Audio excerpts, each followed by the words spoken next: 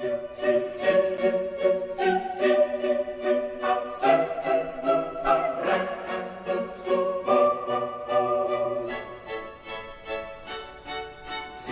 voulu que nous puissions considérer notre propre culture comme quelque chose d'aussi étranger à nous-mêmes que la culture, par exemple, des Arabèches ou des je n'ai pas l'impression d'enseigner, c'est-à-dire d'exercer par rapport à mon auditoire un rapport de pouvoir. L'enseignant, c'est celui qui dit, voilà. C'est que si la normalisation est un processus gouvernemental, si on peut dire philosophique, parmi différentes fonctions qu'elle peut et qu'elle doit avoir, a aussi celle de s'interroger sur ce que nous sommes dans notre présent et de notre actualité. C'est très étonnant quand si on pose par exemple devant soi l'ensemble des livres de Foucault. Il y a une question qu'on les regarde, c'est est-ce que c'est la même personne qui les a écrits? Ça apparaît incroyable qu'en 20 ans, c'est que 20 ans sur la période sur laquelle Foucault a écrit, il y ait pu avoir des styles, des sujets, des thèses, des rhétoriques à ce point disséminées, éclatées, incohérentes. Et on se demande qu'est-ce qui fait l'unité de cette œuvre, si ce n'est que ce nom, dont on se demande à quoi il renvoie, puisqu'il y a pratiquement un vide dans ce qui serait le rapport entre tous ces livres. C'est un sentiment très frappant, ça, quand on lit plusieurs livres de Foucault, mais est-ce que c'est le même? Cette idée d'une pensée en permanence qui se contredit elle-même, qui se reprend elle-même et qui se constitue elle-même comme ce contre quoi on écrit le nouveau livre, c'est ce que Foucault appelle l'écriture. Il dit écrire, c'est se transformer, c'est se déprendre de soi-même, c'est se départir de soi-même. Et si je savais déjà où est-ce que j'allais, j'écrirais pas. Et donc, au fond, ce qui est important, c'est que Foucault prend comme point de départ de chacun de ses livres son précédent pour s'en défaire. On pourrait presque dire qu'il écrit en permanence contre lui-même, dans un dialogue avec lui-même, au sens où il part de là où il s'était arrêté pour devenir autre chose.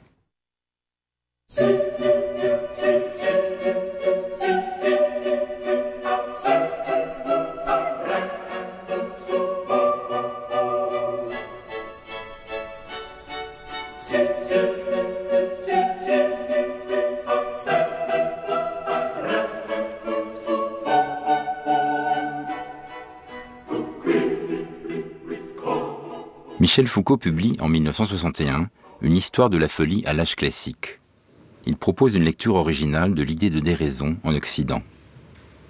Foucault analyse la rupture qui s'opère à la fin du Moyen-Âge, quand les fous sont exclus de la société pour être enfermés et soumis au pire traitement. Jusqu'alors, le fou était plutôt bien accepté par la communauté. On le considérait comme une figure de la raison, détenteur d'une part de vérité. Il y avait le fou du roi et sa vertu critique, ou l'idiot du village, fêté dans les charivaris. La folie hantait l'imaginaire occidental, de Bosch à Dürer, de Bruegel à Erasme. Au XVIIe siècle se produit un changement décisif. Sur ordre du roi, les fous sont emmenés de force avec les vagabonds, les criminels, les débauchés, les homosexuels, tous ceux qui dérangent l'ordre social. C'est ce que Foucault appelle le grand renfermement.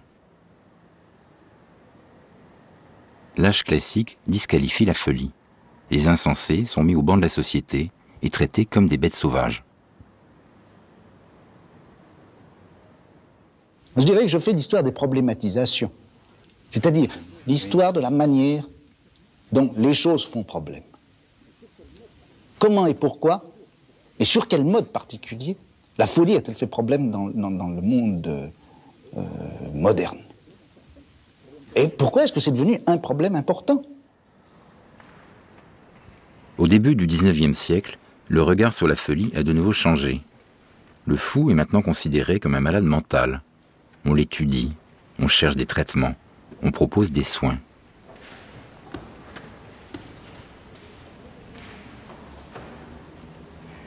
L'aliéné reste enfermé, mais sa condition matérielle s'améliore à l'intérieur de l'asile. Il devient un pensionnaire, puis un patient.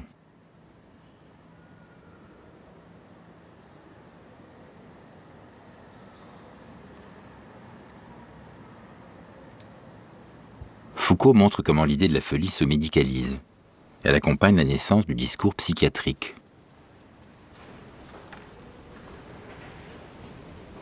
L'histoire de la folie, ça peut donner le sentiment d'être effectivement un livre soit sur l'histoire de la médecine, soit sur l'histoire des pratiques de l'internement et du traitement d'un certain nombre d'individus qualifiés comme fous. Mais au fond, on peut très bien également lire ce livre comme l'une des grandes réflexions sur le thème du pouvoir et du fonctionnement du pouvoir dans les sociétés contemporaines, avec cette idée que Foucault développe, qui est que le fonctionnement essentiel du pouvoir, c'est de produire des frontières, c'est de diviser la société entre deux espaces, qui va être l'espace interne, l'espace de ce qui est social, de ce qui est digne, qui va être l'espace en fait de la raison, et un extérieur, c'est-à-dire en fait de couper la société pas tellement en deux, mais en fait de définir ce qui est le monde normal, et un extérieur qui va être l'ensemble des individus assignés à cette position. Et le pouvoir, c'est un opérateur d'exclusion entre l'interne et l'externe. Et donc c'est ce qui crée une part sombre, une part noire, une part obscure de la société. Et faire l'histoire de la folie, c'est faire l'histoire de tous ces processus d'exclusion du monde social, du monde normal et du monde intellectuel.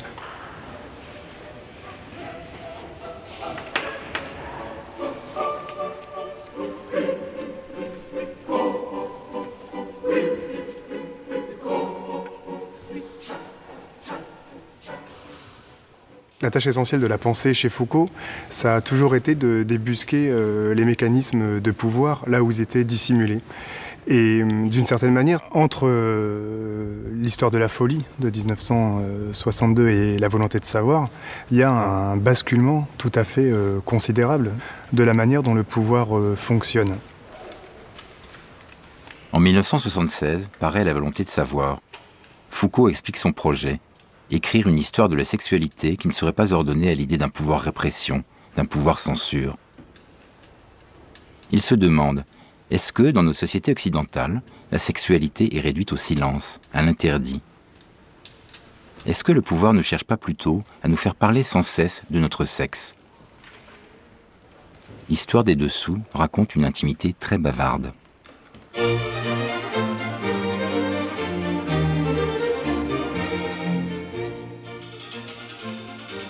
L'armature, qui sous-tend la robe, dissimule le corps. Mais en réalité, elle sert aussi à le mettre en valeur. Elle le modèle. Elle dessine une silhouette idéale de la féminité.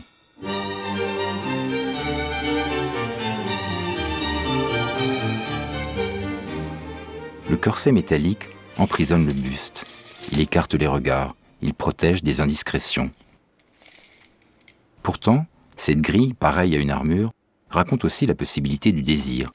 La tentation n'est jamais loin. Le corset de tissu comprime le corps, mais c'est pour souligner la taille, la poitrine, toute la sexualité qui parcourt la femme. Et finalement, le secret n'est jamais très bien gardé. Dissimuler est une manière d'exhiber. Chez l'homme aussi, c'est une confession, une manière d'avouer sa virilité. Et comme la combinaison de la femme, le slip fait un commentaire explicite de notre intimité.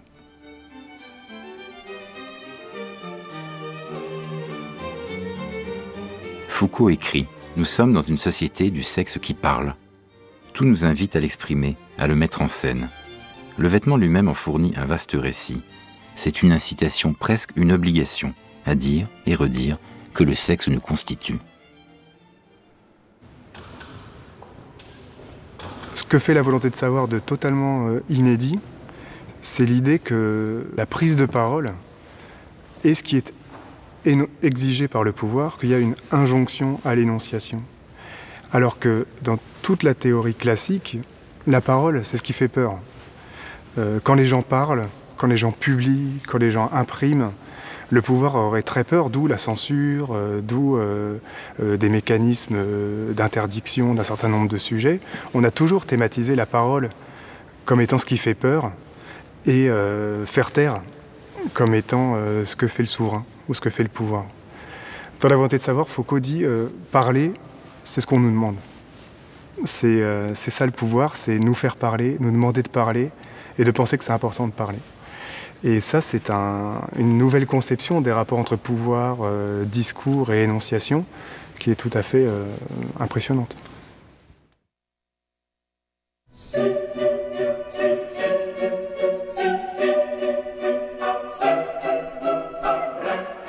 Chez Foucault, d'un livre à l'autre, la question du pouvoir peut aussi se comprendre à travers le problème du corps. Dans l'histoire de la folie, le corps est réprimé, empêché. Sa sexualité est entravée, vouée au silence. Tout débordement est proscrit. Le corps est l'objet d'un interdit, et le pouvoir qui le tient est un pouvoir qui dit non. Dans La volonté de savoir, en revanche, Foucault dit que le corps est mis à l'honneur, amplifié, encouragé. La sexualité est commentée et fait l'objet d'un discours permanent. Le pouvoir est un pouvoir qui dit oui. Il suscite, il constitue chacun de nous. Le corps est toujours un lieu traversé de pouvoir.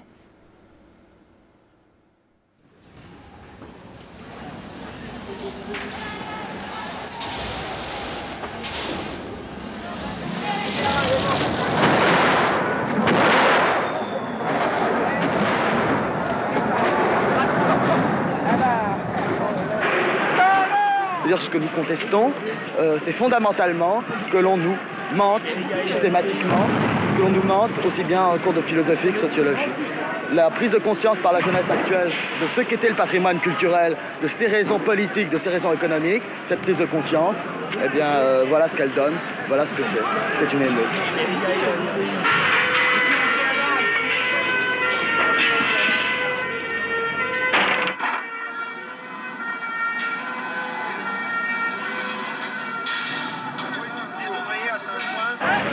Là, il y a un camion qui brûle, on nage dans les gaz. Mai 68, Foucault arrive à Paris à la fin des événements. Il revient de l'étranger où il enseignait la philosophie.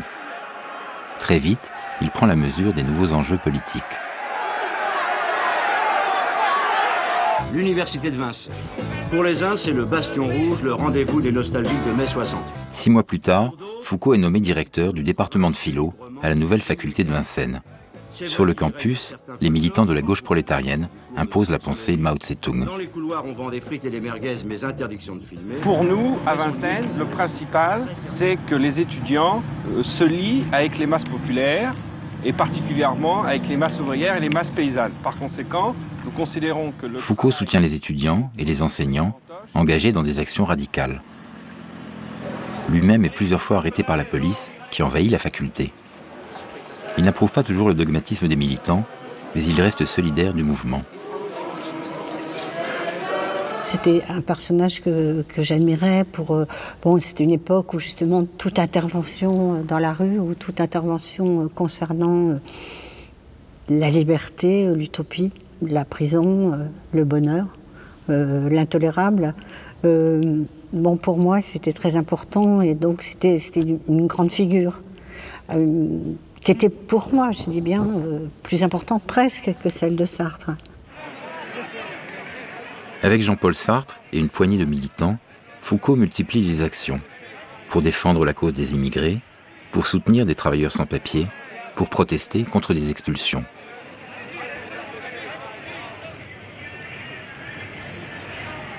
C'est un moment d'accompagnement de quelque chose qui est ressenti. On ressent quelque chose dans l'opinion publique et on y va, mais pas de surplomb. On ne mène pas, et il n'a jamais voulu que sa parole soit de surplomb. Et voilà, en ce sens-là, je trouve que c'est vraiment un type d'intellectuel très particulier, qui ne généralise pas sa pensée et qui va là où sa réflexion l'a mené. Je pense que la philosophie, parmi différentes fonctions qu'elle peut et qu'elle doit avoir, a aussi celle-là, de s'interroger sur ce que nous sommes dans notre présent et de notre actualité. En 1970, Foucault est élu au Collège de France. Sa chaire s'intitule « Histoire des systèmes de pensée ». Le Collège de France est un lieu prestigieux, une sorte de panthéon des intellectuels. Mais Foucault, s'il accède à ce temple du savoir, ne veut pas y rester enfermé.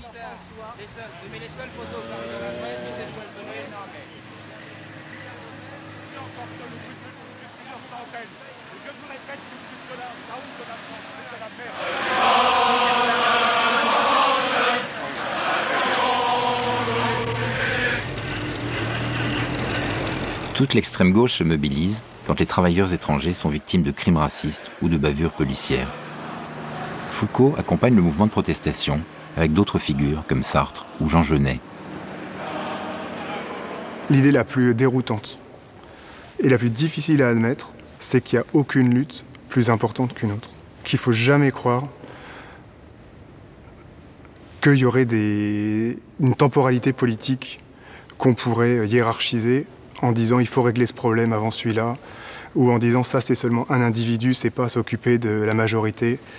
L'idée de Foucault, c'est que toutes les luttes sont aussi centrales, parce que chacun de nous est le centre de sa vie, parce que la vie sociale est dispersée, et qu'il n'y a pas de hiérarchie dans la politique, toutes les luttes se valent, et il faut mener le combat en permanence et être vigilant en permanence. Pour lui, tout cas mineur, tout moment discursif, toute stratégie, tout discours de l'un ou de l'autre, toute parole anonyme est déjà pour lui significative. Donc en ce sens-là, oui, c'est quelqu'un qui travaille sur des champs très, en tout cas pour ce que je sais, sur des champs extrêmement précis et il va falloir qu'il bataille pour faire admettre que ces champs précis ont une influence très très grande sur d'autres champs. Mais la réduction sur un champ, elle est pour lui comme un laboratoire. C'est un laboratoire sur lequel se fait sa pensée. En un an, 13 mutineries se sont succédées dans les prisons françaises. Après Aix-en-Provence, ce fut principalement Lyon, Clairvaux, Les Baumettes, Toul, Nîmes, Amiens, Rouen, Fleury-Mérogis. Au cours de l'année 1971, des grèves de la faim et des révoltes éclatent dans les prisons françaises. Foucault est lui-même engagé sur ce terrain. Il a fondé, avec d'autres intellectuels, le groupe d'information sur les prisons GIP. Le GIP veut dénoncer le régime pénitentiaire à partir de la parole des détenus. Il constitue des groupes d'enquête. Dans plusieurs villes, des questionnaires sont distribués aux prisonniers et à leurs familles. Les témoignages recueillis révèlent les cellules surchargées, l'enfermement au quotidien, la violence, l'arbitraire du système carcéral. Foucault souhaite alerter l'opinion publique.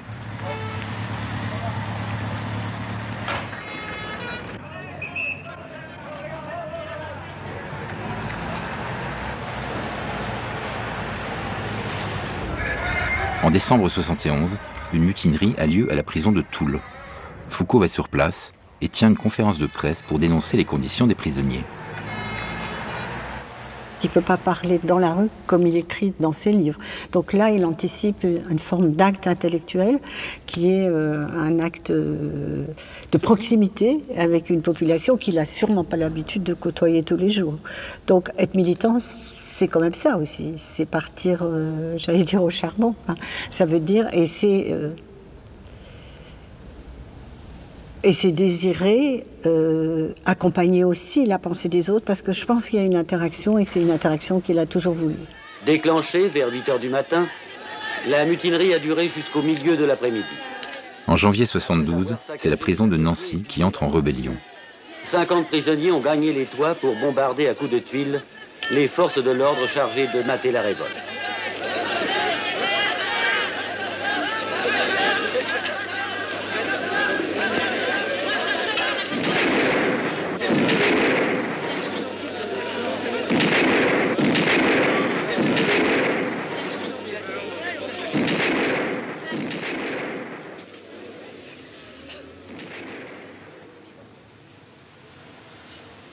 Ce mai 68 des prisonniers a fait 4 blessés légers dans les deux camps. Le 17 janvier 1972, Foucault manifeste devant le ministère de la Justice. Il est venu avec les philosophes Gilles Deleuze et Jean-Paul Sartre et un groupe de militants du GIP. Ils organisent une conférence de presse dans les locaux de l'agence APL qui donnera bientôt naissance au quotidien Libération.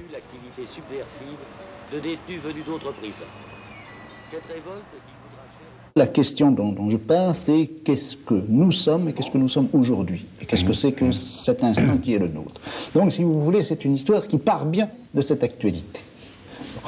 Deuxième chose, c'est que, en essayant de poser des problèmes concrets, je pars forcément, et ce qui me paraît intéressant, c'est de choisir comme domaine des points qui sont particulièrement fragiles ou sensibles dans l'actualité.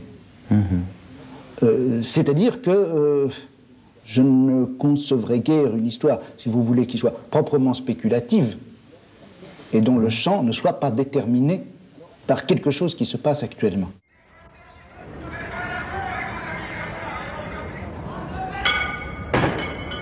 Tandis que l'agitation étudiante tient la chronique du quartier latin, Foucault a commencé ses cours au Collège de France sur les théories et institutions pénales et sur la société punitive. Le collège lui-même. Champollion, membre du collège. Il cherche. Le public vient nombreux. Foucault est un intellectuel très en vue, qui cohabite avec des sommités comme Jules Villemain ou Claude Lévi-Strauss. Dans son séminaire, Foucault mène une réflexion sur le contrôle et la soumission des corps dans les prisons, dans les écoles, dans les ateliers. Ce travail sur le micro-pouvoir servira de matériau à son livre « Surveiller et punir ». En même temps, parfois dans la même journée, Foucault quitte sa chaire pour aller manifester dans la rue. Oui, quelques brèves manifestations sporadiques de petits groupes d'extrême gauche ont eu lieu hier. Vente de la cause du peuple, défilés, banderoles, slogans et quelques attaques de petits commandos. Avec son compagnon Daniel Defer, Foucault est proche des maoïstes réunis autour du journal La Cause du Peuple, dont le directeur est maintenant Jean-Paul Sartre. À leur côté, Foucault participe à des actions militantes. Il y a une articulation très forte dans la démarche de Foucault entre ses engagements très locaux parfois et ses élaborations les plus conceptuelles. Penser, c'est essentiel pour une pratique de l'émancipation et Foucault refusait l'anti-intellectualisme de la lutte pour la lutte, qu'il faut penser, et penser c'est important, mais qu'en même temps le risque de la pensée c'est de s'enfermer sur elle-même, c'est de devenir un jeu pour elle-même, une esthétique vide, et de se complaire dans ses concepts, d'où l'importance de revenir régulièrement sur le terrain. Contre les saisies arbitraires. Avec les Mao, Foucault participe aux réunions des comités Vérité-Justice qui dénoncent les crimes quotidiens commis par le capitalisme. C'est le cas en novembre 1970 avec l'incendie du 5-7, un dancing où 150 jeunes gens périssent à cause du verrouillage des issues de secours. Ou un acte criminel. Je pense que ce n'est pas possible. La seule hypothèse donc... Foucault prend la parole dans un meeting organisé par les Mao. Il dénonce l'exploitation des jeunes travailleurs jusque dans leurs loisirs. Il accuse. L'administration laisse construire, ouvrir et brûler le 5-7. Elle laisse faire partout et chaque fois que quelqu'un veut faire du profit. La colère de ceux qui veulent savoir pourquoi. À Bruay, en Artois... C'est encore le cas à Bruay-en-Artois, dans une affaire qui va défrayer la chronique durant toute l'année 1972. Un notable est accusé, sans aucune preuve, d'avoir étranglé une adolescente de la cité. Les Mao, soutenus par la population, dénoncent un assassinat de classe. Il n'y a qu'un bourgeois pour avoir fait ça, écrit La Cause du Peuple. Un témoin affirme qu'il a vu la voiture de Maître Leroy près du terrain vague le jour du crime. Par ailleurs, on a... Foucault se rend sur les lieux. Il est très intéressé par cette politisation autour d'un fait divers. De la foule fusait des cris de haine envers celui... Mais il va prendre ses distances quand les Mao réclament un tribunal du peuple. Il s'oppose à une telle idée de la justice. Pour lui, un tribunal reproduit toujours la domination institutionnelle. Une des grandes questions de Foucault, ça a été qu'est-ce que c'est que l'actualité dans laquelle on vit. Donc cette pensée très concrète de la philosophie qui aurait presque un rapport au journalisme, de comprendre aujourd'hui qu'est-ce que c'est. En ayant cette idée-là, effectivement, il a baigné, il prenait ces sujets dans les luttes qui l'entouraient. dans les luttes politiques, dans les luttes intellectuelles qui étaient en jeu à un moment donné. Mais justement, la tâche de l'intellectuel, selon lui, c'était en aucun cas d'être le porte-parole du présent. C'était pas du tout de se faire théoriquement la caisse de résonance d'une politique qui lui préexistait, mais c'était de constituer de nouveaux objets politiques. C'est son regard, je crois, qui sait immédiatement, simultanément, mélanger l'abstraction la plus grande à l'univers de l'être singulier qu'il rencontre ou qu'il approche ou qu'il entend. Ou qui, et ça, je crois que c'est quelque chose qui le définit très particulièrement.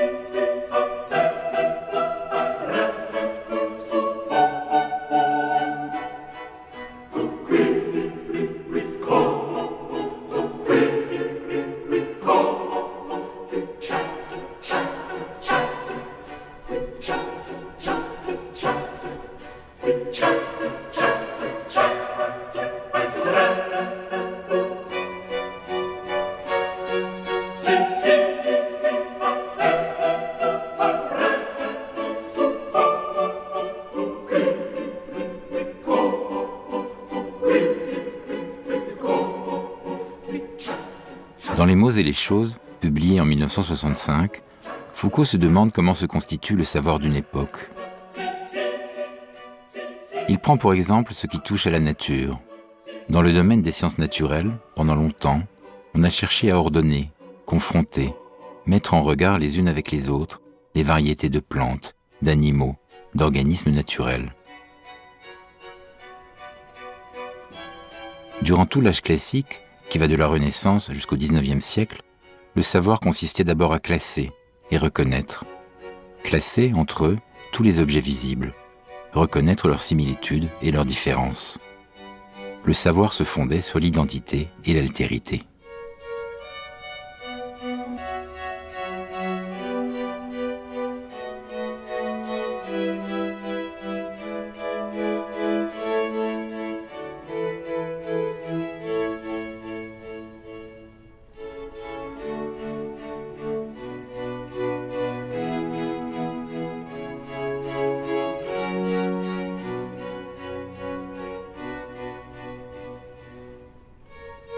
Plus tard, au tournant du XIXe siècle, est venue l'idée d'une évolution des espèces, d'une mutation d'un même organisme à l'autre.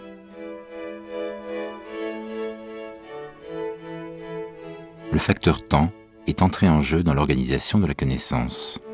Les sciences naturelles de l'âge classique ont laissé place à la biologie.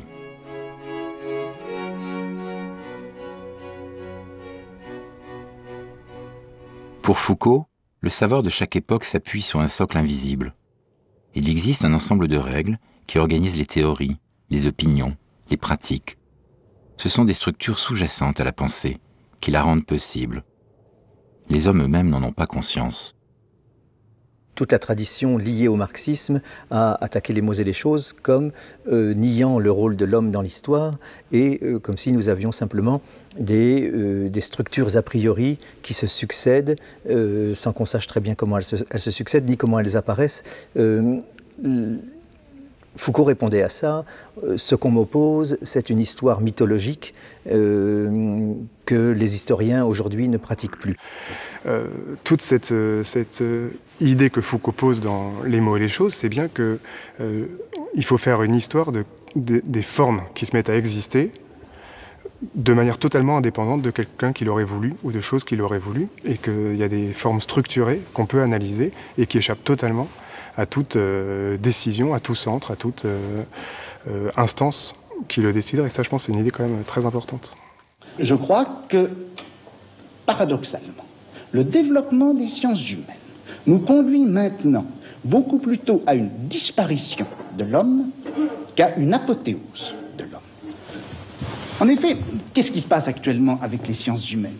Eh bien, les sciences humaines ne découvrent pas du tout le noyau concret, individuel, positif, en quelque sorte, de l'existence humaine. Tout au contraire, ce qu'on voit lorsque l'on étudie, eh bien, par exemple, les comportements, structures de la famille, par exemple, c'est ce qu'a fait Lévi-Strauss. Ou lorsqu'on étudie les grands mythes indo-européens, comme l'a fait Dumézil. Ou encore, lorsqu'on étudie, eh bien, précisément, l'histoire même de notre savoir, on s'aperçoit que ce qu'on découvre, ce n'est pas l'homme dans sa vérité, l'homme dans ce qu'il peut avoir de positif. Et ce qu'on découvre, c'est des sortes de grands systèmes de pensée, de grandes organisations formelles, qui sont en quelque sorte comme le sol sur lequel les individualités historiques apparaissent.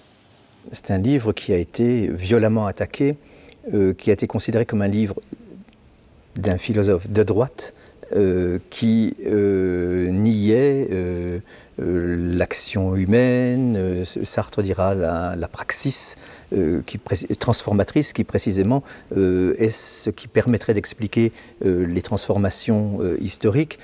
On peut dire que son livre est une grande polémique intellectuelle et philosophique contre toute une tradition, la phénoménologie, l'existentialisme, l'humanisme. Donc on peut dire que c'est un livre qui est écrit contre Sartre, contre Merleau-Ponty et contre les grands noms qui dominaient la vie intellectuelle, culturelle et théorique de l'époque. Quelle idée de l'homme avez-vous ? Je crois que l'homme a été, sinon un mauvais rêve, sinon un cauchemar, du moins une figure très particulière, très déterminée, historiquement située à l'intérieur de notre culture. Vous voulez dire que c'est une invention ? C'est une invention que l'homme. Ce n'est pas l'homme, la notion d'homme, la catégorie d'homme qui est au centre du savoir et de la réflexion, mais ce sont les systèmes, les structures.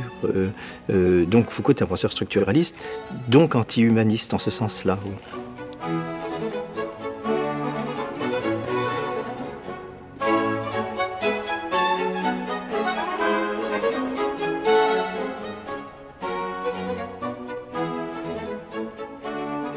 Dans Les mots et les choses, Foucault semble se désintéresser de l'homme et privilégier les structures. 20 ans plus tard, en reprenant son histoire de la sexualité, il remet au premier plan la question de l'homme. Dans l'usage des plaisirs et dans le souci de soi, paru en 1984, Foucault étudie l'homme durant l'Antiquité. Il s'intéresse au monde grec et latin. Il observe comment la sexualité se définit par des usages et des règles de conduite. L'Antiquité ne prescrit pas une morale stricte qui fixerait le possible et l'interdit, mais la tolérance n'est pas si grande qu'on le dit parfois.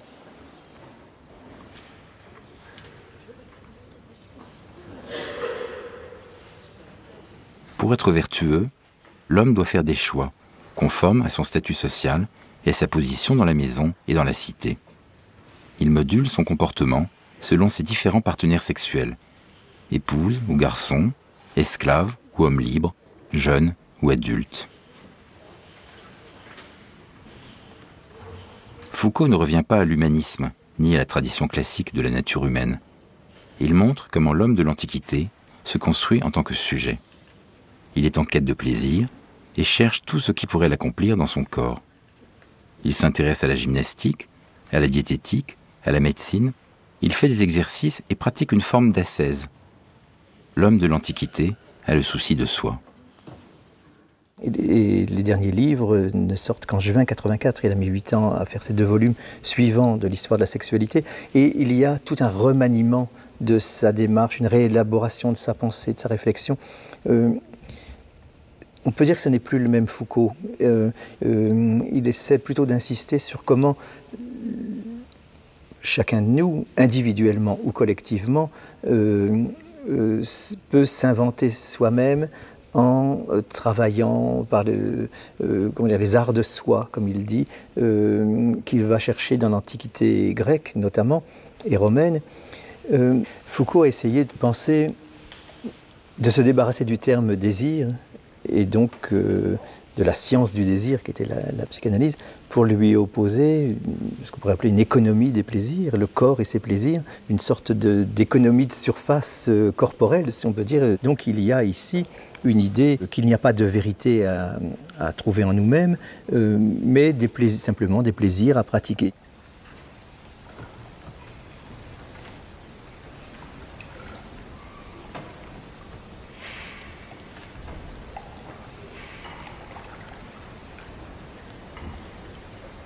Ce qui intéresse Foucault dans son voyage vers la Grèce de l'Antiquité, c'est nous aujourd'hui. Il essaie de penser des pratiques de subjectivation pour nous aujourd'hui. Et on peut dire qu'il met au contact de ce qu'il voit, notamment aux États-Unis, les mouvements contre-culturels, les communautés gays qui l'intéressent tant quand il va enseigner à New York et à San Francisco. Il met ça au contact de ce qu'il trouve dans la Grèce antique, à savoir des pratiques de ce qu'il appelle des arts de soi, des techniques de soi, qui sont comment se gouverner soi-même, comment arriver à faire de sa vie, comme il le dit dans une interview tardive, une œuvre d'art. Et donc il y a peut-être ici une sorte d'accomplissement de sa pensée, où on sort de l'affrontement avec le pouvoir pour essayer de penser comment si le pouvoir est si puissant, est partout, etc., et comme il le dit, le pouvoir est partout, mais partout où il y a pouvoir, il y a se jouer dans les pratiques quotidiennes, dans l'invention de soi-même, dans le gouvernement de soi. L'immense détour par la Grèce est, je crois, une manière pour lui de défaire tout le dispositif psychanalytique et d'inventer une nouvelle idée du sujet, d'une subjectivité qui est profondément et de part en part non naturelle mais historique. Et puisqu'elle est historique, on peut la transformer par l'activité politique, pratique et le travail de soi sur soi, notamment, l'exemple qu'il donne dans les interviews, c'est toujours quasiment le même d'ailleurs, les communautés gays américaines qu'il rencontre à la fin des années 70 à New York et à San Francisco, et qui, je crois, sont quelque chose de très très important pour lui, parce qu'il voit qu'on peut inventer des choses nouvelles, différentes, dans des pratiques de soi qui ne sont pas liées à une vérité naturelle, transhistorique, etc., mais qui sont une création de soi-même, création de communauté, donc création d'individus et de groupes à partir de collectifs qui s'organisent eux-mêmes.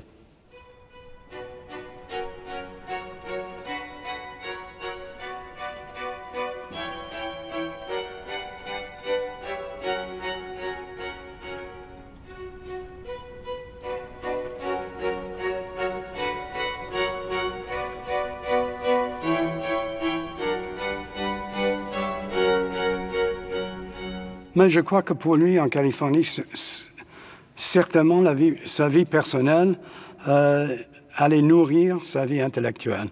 Parce que je crois que ce qu'il a découvert en Californie, et à certains moments, je le trouvais même un peu naïf, mais d'une manière merveilleuse, enfin, de sorte d'ouverture très, très généreuse à ce qui se passait là-bas. Ce qui, pour lui, était très, très différent du genre de mode de vie qu'il connaissait ici, apparemment. Mais ce qui était intéressant, c'est qu'il trouvait, quand il dit souvent, enfin une expression que j'utilise souvent dans mes propres écrits, qu'il faudrait inventer de nouveaux modes relationnels. Alors pour lui, en partie, c'était la Californie qui lui révélait ça. Mais ça nourrissait aussi sa production philosophique et historique. Dans la seconde moitié des années 70, et jusqu'à sa mort en 1984, Michel Foucault fait de nombreux séjours aux États-Unis, d'abord sur la côte Est, puis en Californie, à Berkeley. À quelques encablures de San Francisco, juché sur une colline, voici Berkeley et son université, le plus célèbre campus de Californie avec ses 27 000 étudiants. Berkeley est une université brillante. Foucault est l'invité du professeur Léo Bersani, qui dirige le département de littérature française et fait venir des intellectuels prestigieux. Il est aussitôt séduit par le campus américain, l'importance des bibliothèques et la relation très conviviale avec les étudiants. La première conférence publique qu'il a faite à Berkeley, il n'y avait que 50 personnes dans le public. Donc ça montrait... Et pour la deuxième, j'avais l'impression qu'il y en avait 2000. Donc en 5 ans, ça avait pris. Cela se passe à San Francisco, tête chercheuse de la société californienne, ville pilote de la révolution culturelle américaine. Pour nous, Européens, c'est à la limite de la provocation.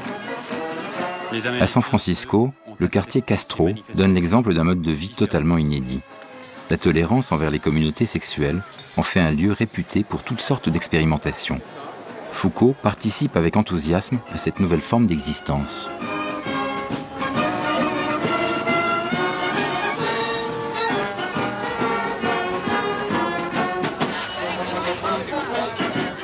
Je crois que c'est à travers la vie sexuelle du monde gay qu'il a découvert des modes de vie intéressants pour lui. Mais en même temps, je crois que c'était pas vraiment la vie sexuelle qui l'intéressait. Par exemple, quand il parlait des pratiques SM à San Francisco, c'était un mode de vie qui n'était pas nécessairement sexuel que ça ouvrait pour lui.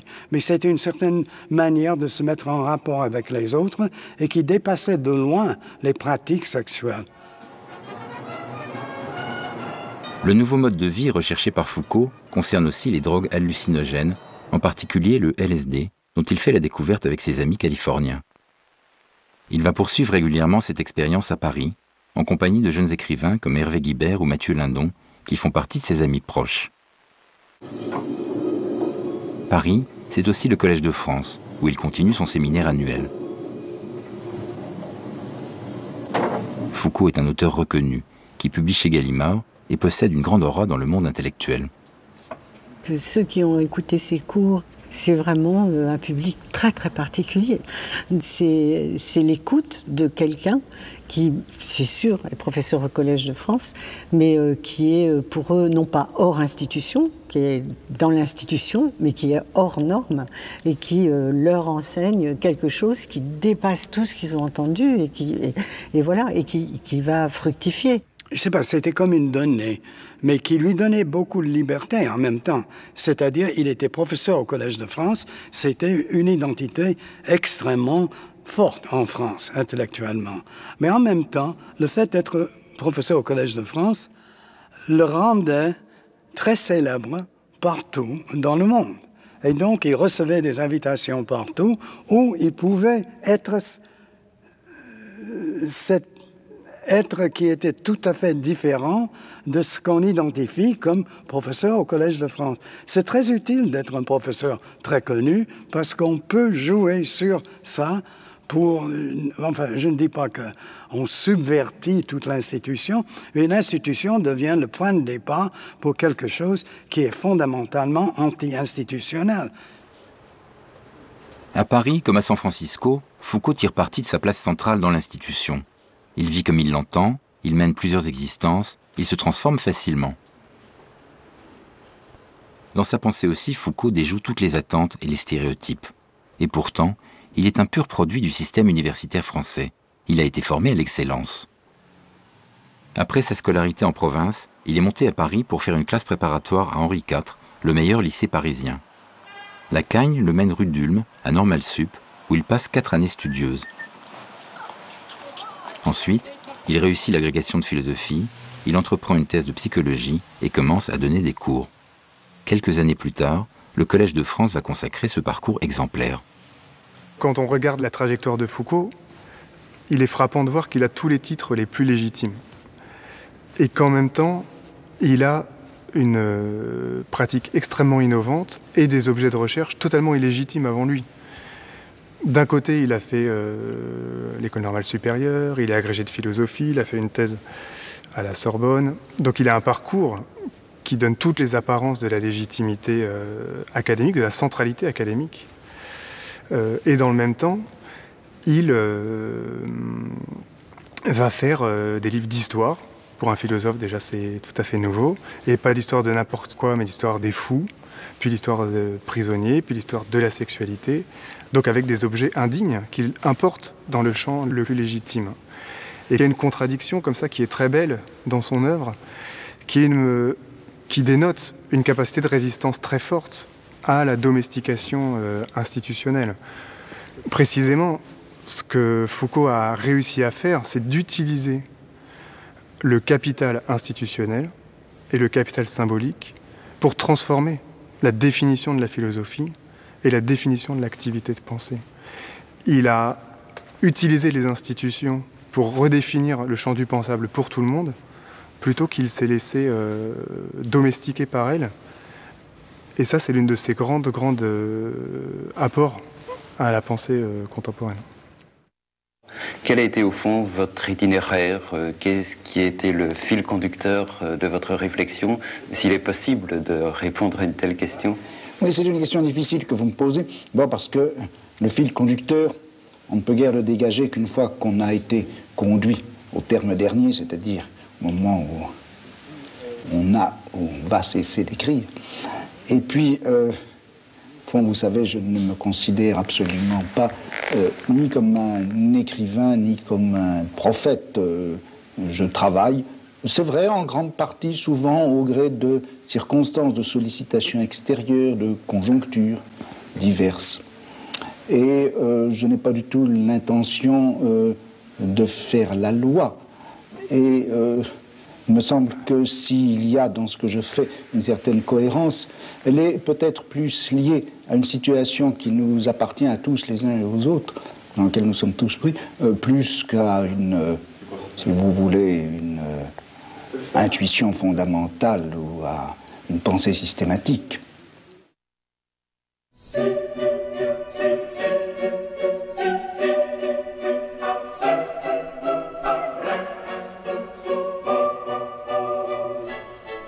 Les écrits de Foucault portent sur les sujets les plus divers, sur la folie, sur les fondements du savoir, sur la pénalité, le biopouvoir.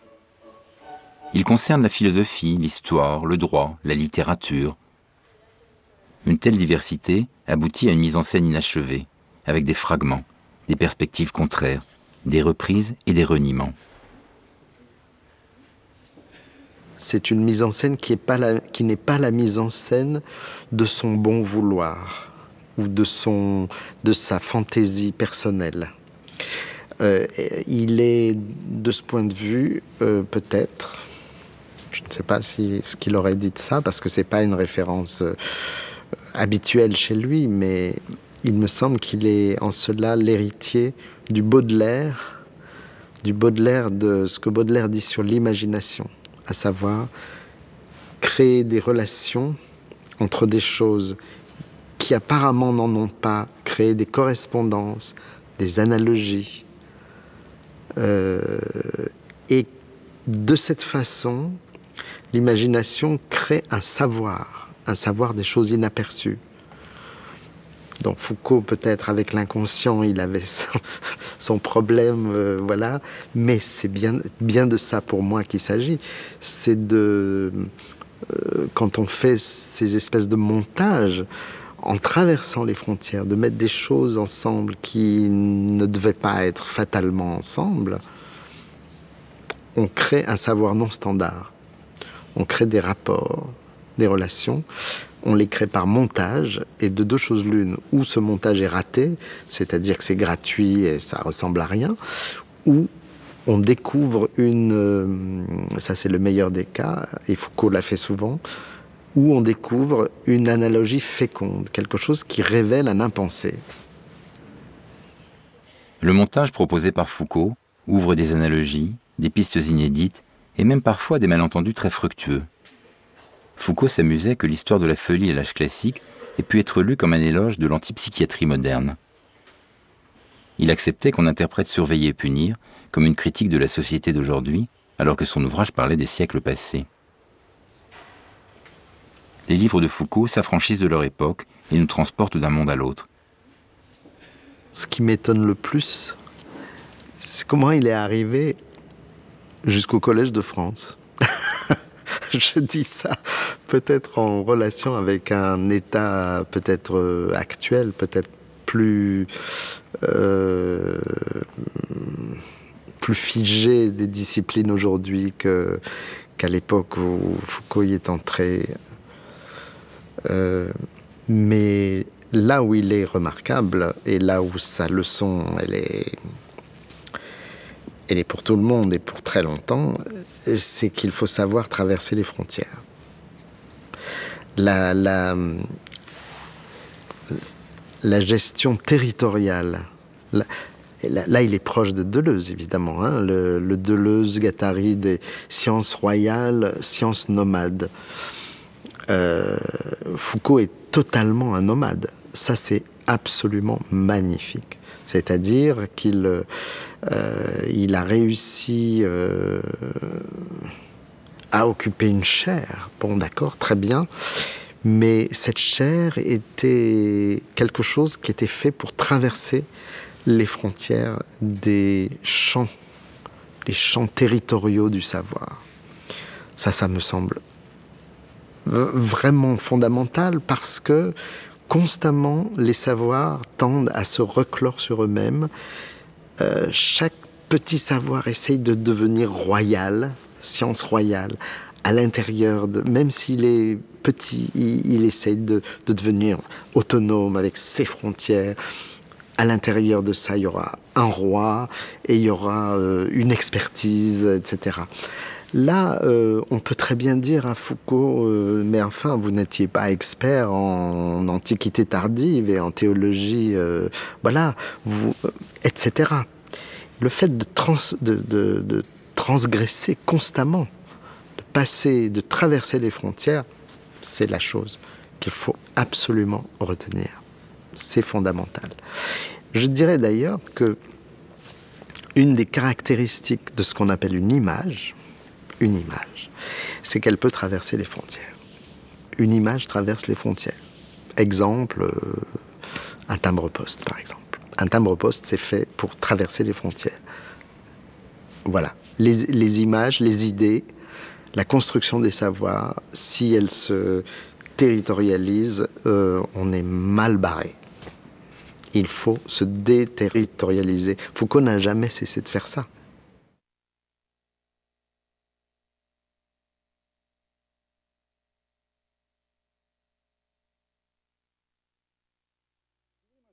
À partir d'un certain moment qu'on peut situer entre la fin du XVIe siècle et le début du XIXe, il s'est passé un phénomène important tout de même, c'est que l'homme a cessé d'être immédiatement dominé par les grandes menaces de la mort, c'est-à-dire par les menaces des épidémies, des famines. Et moi, ce que je voudrais savoir, c'est comment, justement, on arrive au savoir. Arriver au savoir, vous savez, on est dedans. On est dedans. Moi, je dirais que, finalement, vous savez, quelqu'un comme moi, c'est-à-dire appartenant, né dans la petite bourgeoisie, au-dessus de cette trame des nécessités que nous essayons maintenant de parcourir, on verra surgir de grands systèmes, de grandes options politiques, de grandes options morales. Plus froides, non ? Plus froide sans doute, et je dois dire que même si on n'en voit pas surgir, car après tout on ne peut pas préjuger l'avenir, si on n'en voit pas surgir, ce n'est pas très grave.